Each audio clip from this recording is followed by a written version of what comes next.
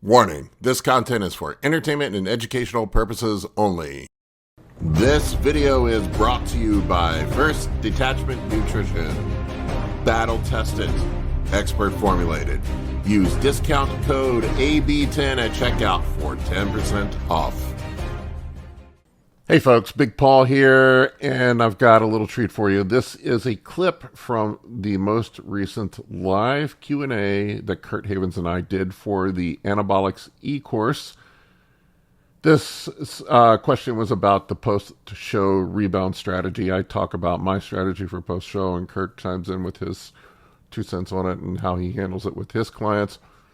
And this is a example of what we cover in the course. We have an hour-long one this month from our Q&A.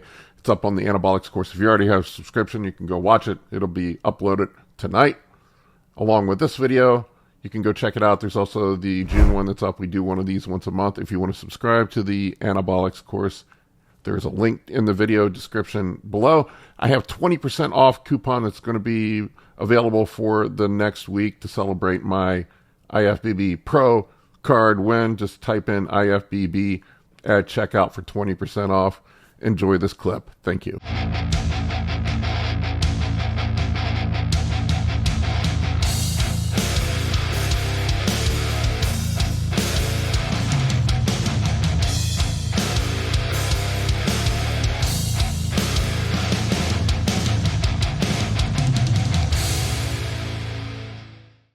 Let's see here, Scott. I am competing September 2nd. Would you guys go over the steps to get the most out of the post-show rebound? Do you want to talk about this one, or you want me to take it? Sure, whatever. Well, you can go back and forth if you want. I mean, I think the biggest question is, are you done for the season? Or are you doing another show? Because that's going to change the... Yeah, I'm guessing by rebound, you mean you're done. Typically, what I would have guys do is... I think he's talking about kind of like Justin's thing where you... Yeah, where you have that 6 to 8 week window post show where you can gain a bunch of weight. Again, I mean, just in a generic sense, because I don't know the person, I would say I normally have guys pull, test, and injectables, a week out. Typically, I'd have guys then, inject some tests the night of after they get off stage or the next day, just to, kind of feel better. I'd probably leave the doses lower, just enough to, get your adrenaline load back to a normal level.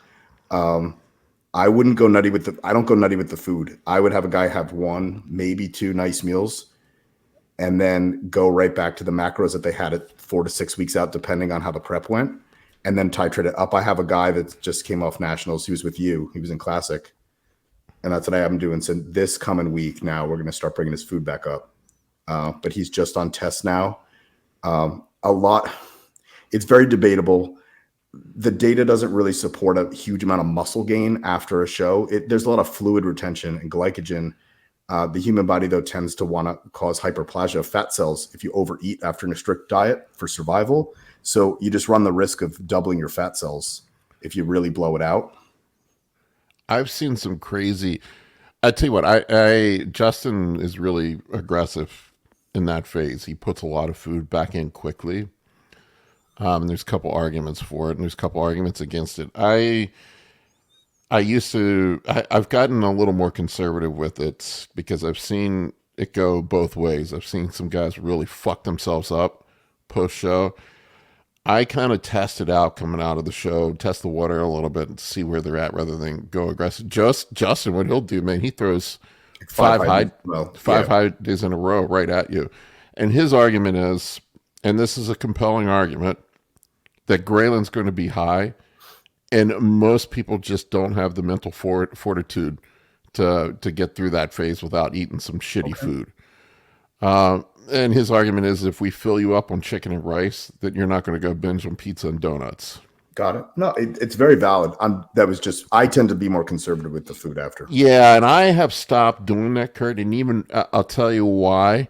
Because I've seen some people have crazy fucking water rebounds post-show. Like their electrolytes are all out of whack.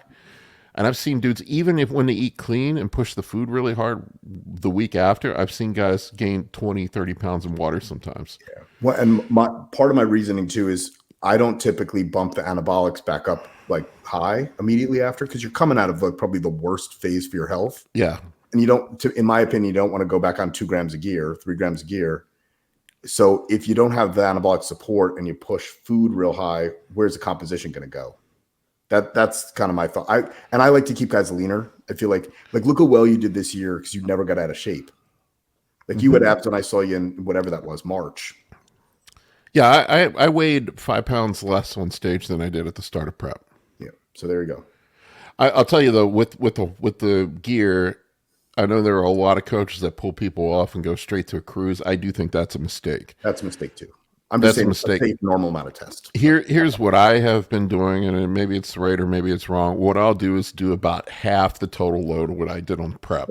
That makes sense. And I dump all of the shitty stuff like Tren, any of the orals, and usually what I'll do is just run tests and whatever the primary anabolic is. So like for right now, like with me, I'm taking 3 test shots, 3 primo shots a week. So it's 900 test, 600 primos where I'm at right now. That's 1,500 milligrams. I know it sounds like a lot, but that's half my total load when it was at the end of prep. And then I taper off the fat burners over a 2 to 3 week period of time. I don't pull the fat burners out cold turkey. And you also have to be careful with yanking the AI right after show. People have massive estrogen rebound and it just sets you up for water retention and rapid fat gain. No, I agree with all that. That's I just tend to be more conservative with the food part of it, but I go right back to some sort of gear, just nothing crazy. Yeah, and I've been a little more conservative with the food. Like I might do another show, but right now I'm running my diet. Basically, it's just sort of I would say a baseline diet, probably, or I think I'm probably even still in a little bit of a deficit with the diet that I'm running right now. I'm actually down a little bit from my show. Your metabolism's still cooking, so. Yeah, I mean, so, but with my clients, what I'll do is I'll have them run, I give them, say show Saturday, I say, go out, get a dinner, eat whatever the fuck you want, have breakfast or whatever with your family on Sunday, and then we get back on a diet Monday. What I'll do is have them run 2 high days and then check in with me. We'll see where they're at. If they don't have any rapid water gain, I might get a little more aggressive with the food. If they're up like 10, 15 pounds from the show, I pull it down, man, right away. I don't fuck around with it. I have them check in with me twice a week for the first couple weeks, and then we get back into a regular routine. I got a guy right now, he's a little disappointed because he couldn't be aggressive with his rebound because he had just all this crazy water gain. But we just kind of have to let the body dictate what's going on. That's the way I do it. You really can't have a one-size-fits-all approach to it. Okay. Sorry for the long rambling response to that, but that's sort of my my approach to it. All right, folks, I want to take a quick break from this episode to tell you about the new e-course that Kurt Havens and I have put together, The Scientific Principles of Anabolics and PEDs. This is the most comprehensive PED e-course ever put together with over 80 modules, including intros to PEDs, major steroid profiles, competitor off-season cycles, non-competitor cycles, contest prep cycles, HGH fundamentals, insulin fundamentals, side effect management, safer use concepts, fat loss agents, estrogen management, and advanced PED and hypertrophy science. It is the best course out there of its kind. Go check it out. Link is in the video description below.